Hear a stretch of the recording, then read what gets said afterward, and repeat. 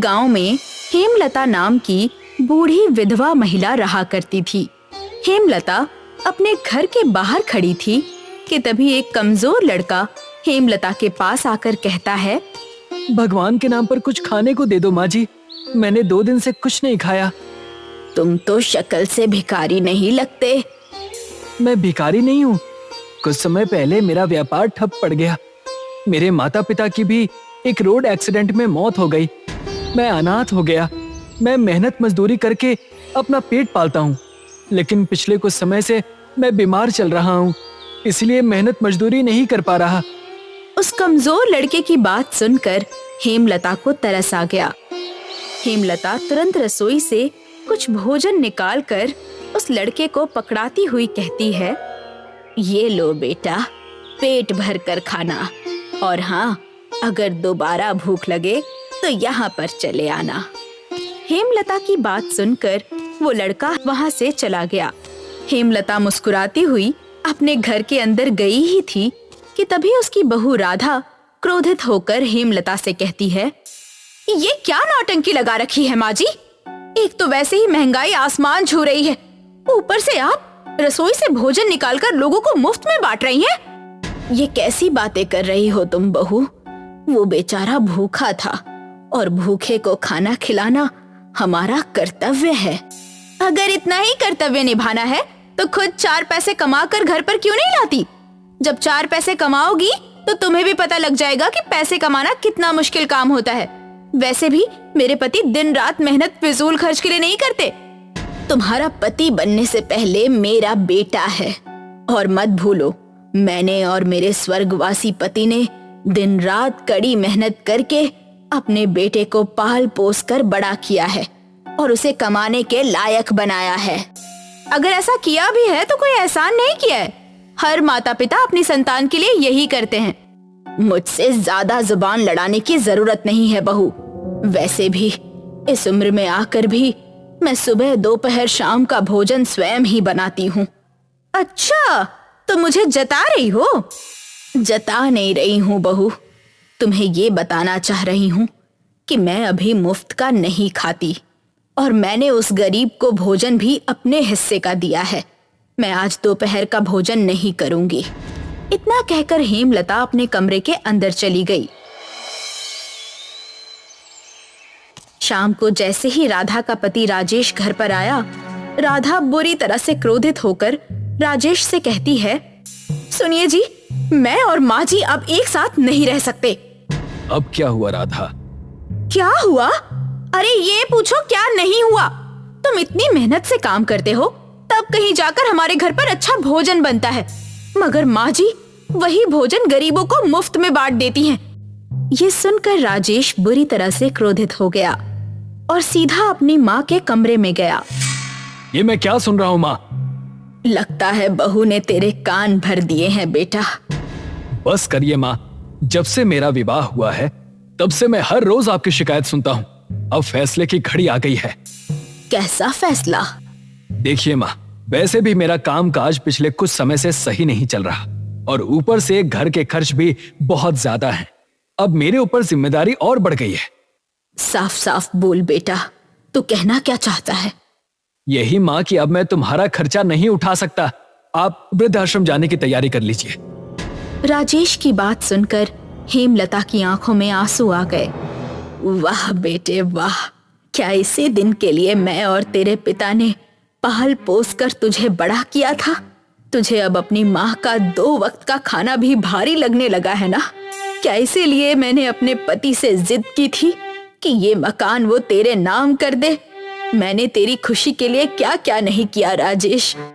अगर आपको लगता है कि आप इस तरह की इमोशनल बातें मेरे सामने करेंगी और मेरा मन बदल जाएगा, तो ऐसा बिल्कुल नहीं होगा, क्योंकि मैं फैसला कर चुका हूँ। आप या तो वृद्धाश्रम जाइए या फिर इस घर को छोड़कर चले जाइए। इतना कहकर राजेश वहां से चला गया।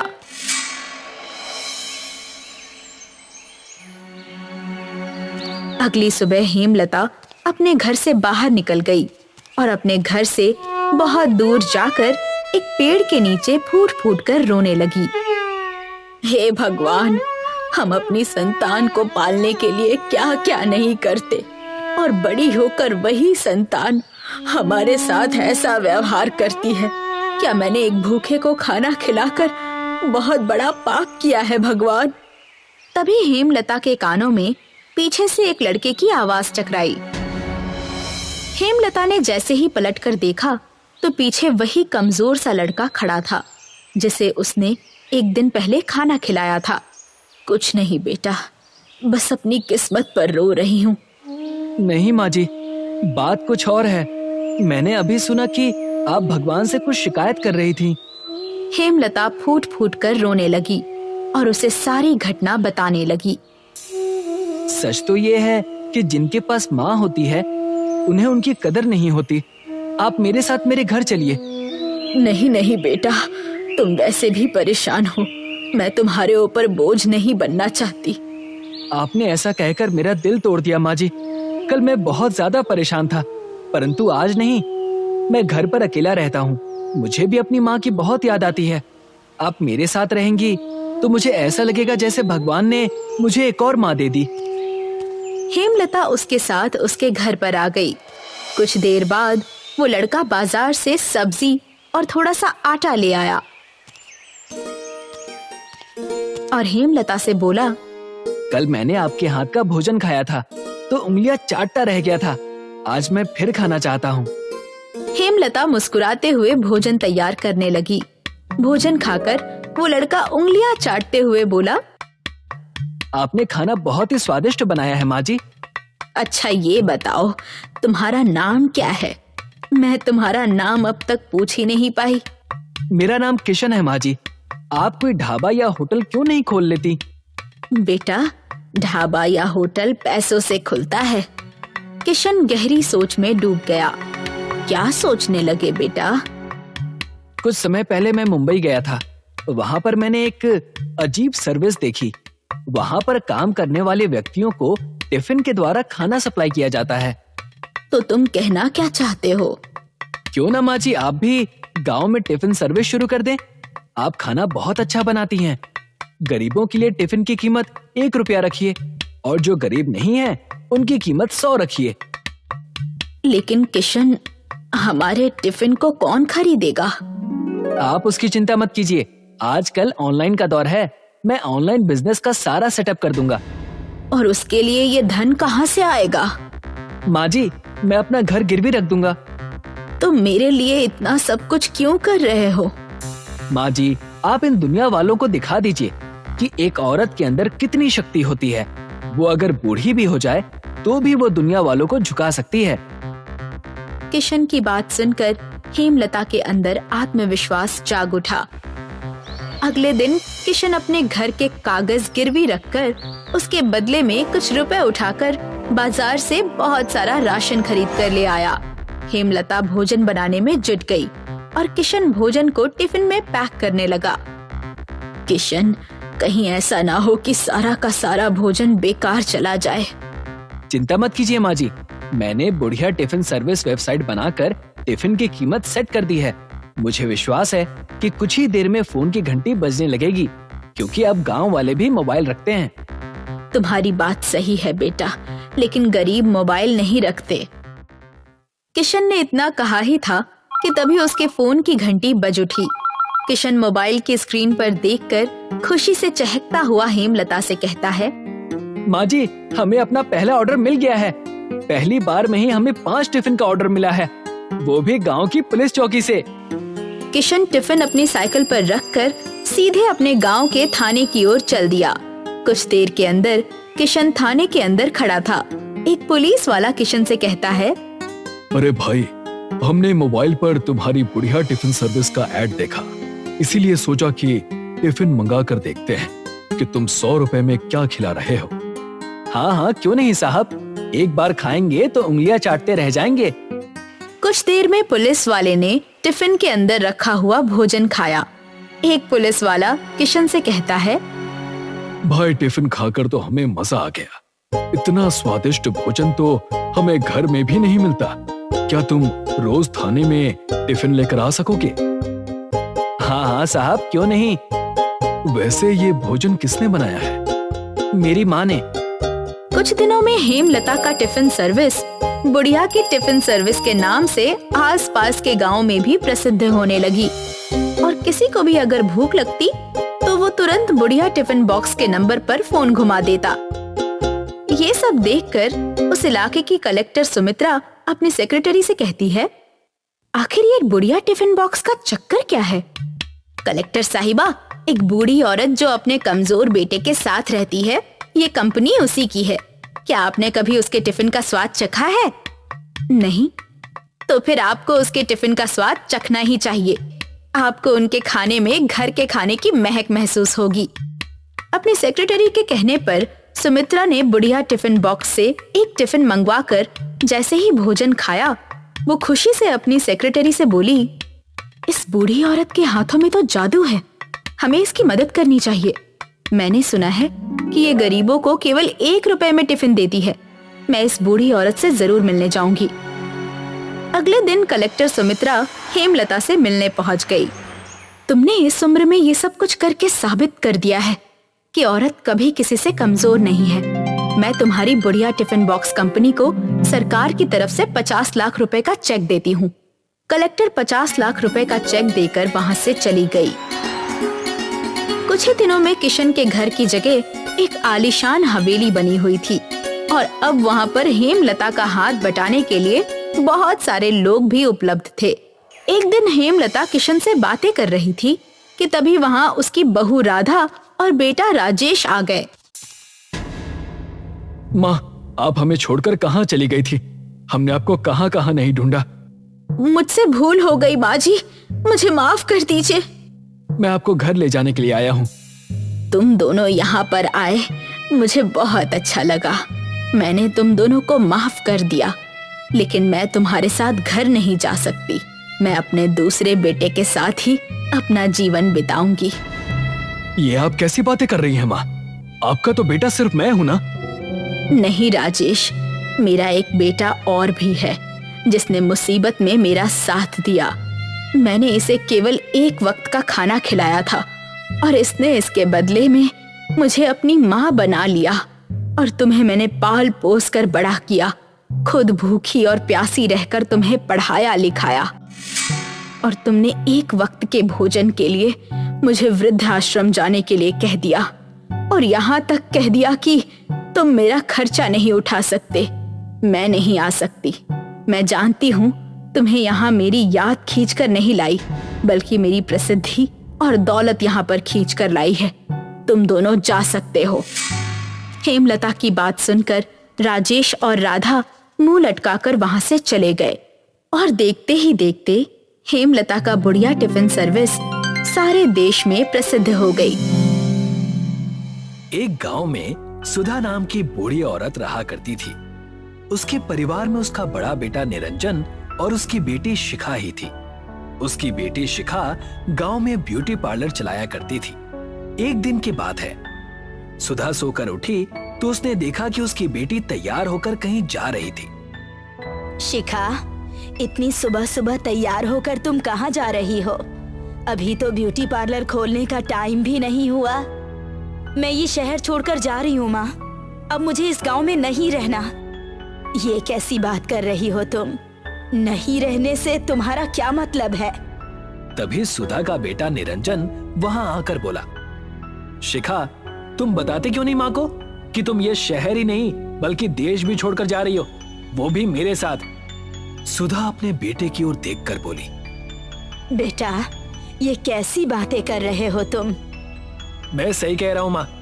मुझे इन अनपढ़ गंवार गांव वालों के साथ नहीं रहना। आपसे मैं कई बार अपने मन की बात कह चुका था, लेकिन एक आप हैं जो इस गांव को छोड़ने के लिए तैयार ही नहीं है। इस गांव में मेरे पति की यादें बसी हैं। इस घर में मेरी आत्मा बसती है। मैं भला कैसे जा सकती हूँ? तो फिर आप अपनी यादों के सहारे ही इस गांव में रहिए। हमें नहीं रहना यहाँ। भैया को अमेरिका में जॉब मिल गई है और कंपनी ने उन्हें फ्लैट भी दिया है। मैं भैया के साथ ही रहूंगी। तुम दोनों चले जाओगे तो मैं अकेली क्या करूंगी? मेरा खर्चा पानी कैसे चलेगा?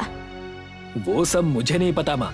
अगर आपको अपने खर्चे पानी की इतनी ही चिंता है तो आप भी हमारे साथ चलिए ना। नहीं तो मेरी बहन जो ब्यूटी पार्लर चलाती थी आज से आप वो ब्यूटी पार्लर चलाकर अपना खर्चा पानी निकाल सकती हैं। इतना कहकर निरंजन और शिखा अपना सामान लेकर घर से बाहर निकल गए। सुधा बेचारी दिन भर रोती रही।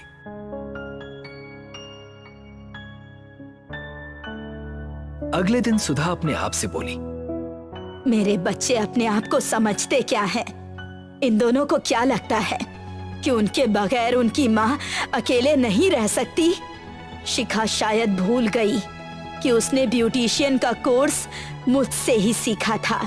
मैं उससे बेहतर ब्यूटी पार्लर चलाकर दिखा सकती हूँ। इतना बोलकर सुधा अपने ब्यूटी पार्लर के दुकान में चली गई। दुकान के बाहर मोहिनी शायद शिखा का इंतजार कर रही थी। सुधा को देखकर वो चौंक गई। माँ जी, आप यहाँ पर क्या कर रही हैं? शिखा मेम साहब नहीं है क्या? शिखा अपने भाई के साथ इस देश को छोड़कर चली गई। आज से मैं ही इस ब्यूटी पार्लर को संभालूंगी। क्या तुम्हें मेरे साथ काम करने से कोई एतराज है? मुझे तो बस अपनी सैलरी से मतलब है।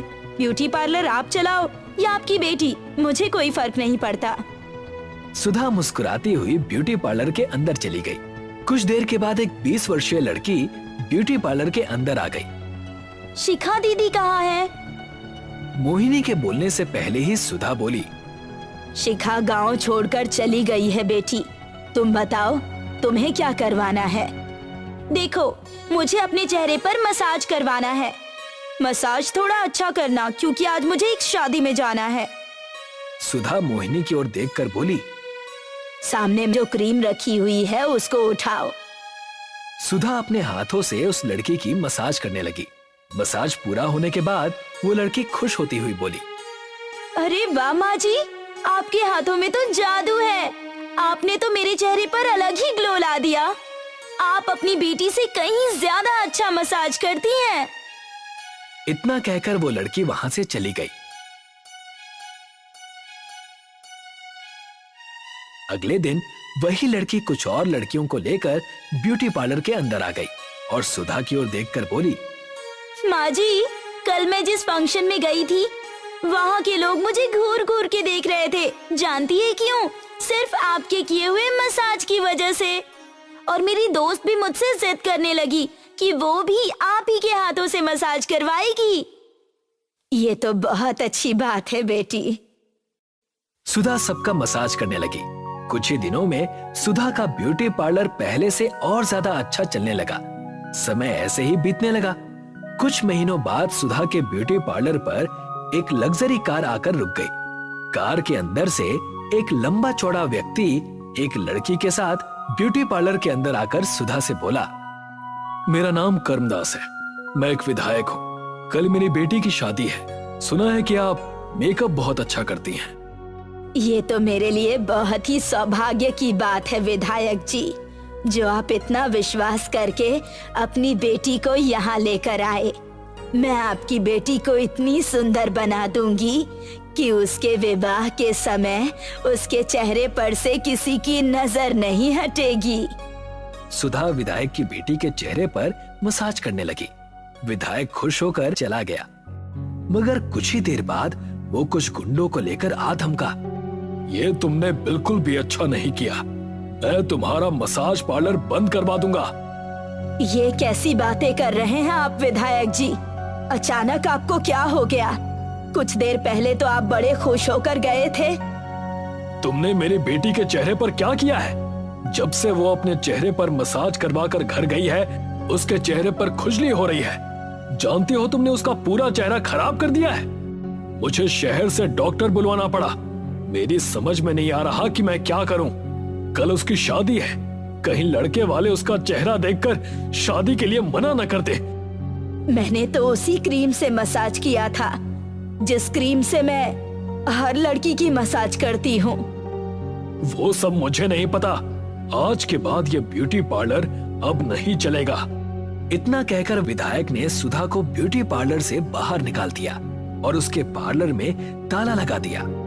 बेचारी सुधा उदास मन से अपने घर पर थी कि तभी मोहिनी वहां पर आ गई। माँ जी, आपका ब्यूटी पार्लर तो बंद हो चुका है। अब मुझे मेरी तनख्वाह दे दीजिए आप। ये तुम कैसी बातें कर रही हो बेटी? अगर तुम अपनी तनख्वाह कुछ दिन बाद लोगी तो क्या तुम्हारा कुछ बिगड़ जाएगा? माँ जी, मुझे किसी चीज से कोई मतलब नहीं है, मुझे बस मेरे पैसे चाहिए। लेकिन इस वक्त मेरे पास पैसे नहीं है। मुझे तुमसे यही उम्मीद थी बुढ़िया। अच्छा हुआ कि तुम्हारे साथ ऐसा हुआ। इतना कहकर मोहिनी गुस्से में वहां से चली गई और सीधे उस गांव के मुखिया के घर पर आ गई। मोहिनी को देखकर मुखिया मुस्कुराता हुआ बोला, आखिरकार तुमने वो करके दिखा ही दिया जो तुमने मुझसे करने का वादा किया था। अब मैं इस गांव में अपनी बेटी का ब्यूटी पार्लर खोलूंगा और तुम्हें 2 गुनी तनख्वाह पर वहां पर रखूंगा। लेकिन अभी आपको उस बुढ़िया का जीना और हराम करना होगा। मुझे लगता है कि वो बुढ़िया ऐसे ही चुप नहीं बैठेगी। चिंता मत करो, उसके लिए मैंने कुछ सोच रखा है। अगले दिन मुखिया कुछ व्यक्तियों को लेकर सुधा के घर पर आ गया और सुधा से बोला, तुमने हमारे गांव का नाम खराब किया है, इसीलिए तुम्हें इस गांव को छोड़कर जाना होगा। ये कैसी बातें कर रहे हैं आप मुखिया जी? सही कह रहा हूं मैं। तुमने विधायक जी की बेटी का चेहरा खराब कर दिया। अगर तुम यहाँ पर रुकी तो पता नहीं तुम किस किस का चेहरा खराब कर दोगी। मैंने ऐसा जानबूझकर नहीं किया। वो सब मुझे नहीं पता। अगर तुम सीधे तरीके से यहाँ से नहीं जाओगी तो मजबूरन गांव वाले तुम्हें धक्के देकर यहाँ से निकाल देंगे। लेकिन मुखिया जी, मैं बूढ़ी बेसहारा कहाँ पर जाकर भटकूंगी? मुझे उससे कोई मतलब नहीं, यहाँ से निकल जाओ। मुखिया ने सुधा को धक्के देकर उसके ही घर से उसे बाहर निकाल दिया। सुधा बेचारी भूखी प्यासी एक खेत में जाकर गई। तभी एक अजनबी औरत सुधा के पास आ गई। कौन हो तुम? तुम्हें काफी देर से देख रही हूँ। तुम्हारे परिवार वाले कहाँ हैं? उस औरत की हमदर्दी देखकर सुधा की आंखों में आंसू आ गए। वो रोते हुए अपने साथ घटी घटना बताने लगी। देखो, तुम चाहो तो मैं तुम्हारी मदद कर सकती हूँ। इस गांव के हाईवे पर मेरा घर बना हुआ है। मैं भी किसी जमाने में ब्यूटी पार्लर चलाया करती थी, जो कि अब बंद हो चुका है। तुम चाहो तो उस ब्यूटी पार्लर को दोबारा चला सकती हो और मेरे घर पर भी रह सकती हो। मैं कुछ सालों के लिए ये गांव छोड़कर जा रही हूँ। लेकिन आप मेरी इतनी मदद क्यों कर रही हैं?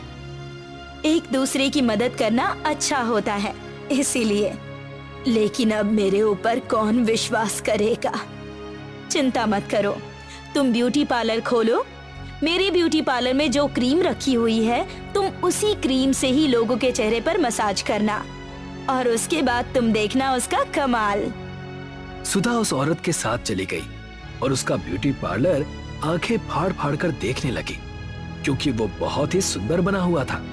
वो औरत सुधा को सब कुछ समझाकर वहां से चली गई। अगले दिन सुधा ब्यूटी पार्लर खोलकर बैठ गई। कुछ ही देर बाद बूढ़ी औरत सुधा के ब्यूटी पार्लर के अंदर आ गई। क्या आपको अपनी बेटी का मसाज करवाना है? लेकिन आपके साथ तो कोई नजर नहीं आ रहा। ये कैसी बातें कर रही हो तुम? क्या बूढ़ी औरत को मसाज करवाने का कोई अधिकार नहीं? मेरे चेहरे का मसाज करो। मैं भी आजकल की जवान लड़कियों से कम नहीं। सुधा मुस्कुराते हुए उस बूढ़ी औरत का मसाज करने लगी और वो जवान हो गई। मैं तो जवान हो गई?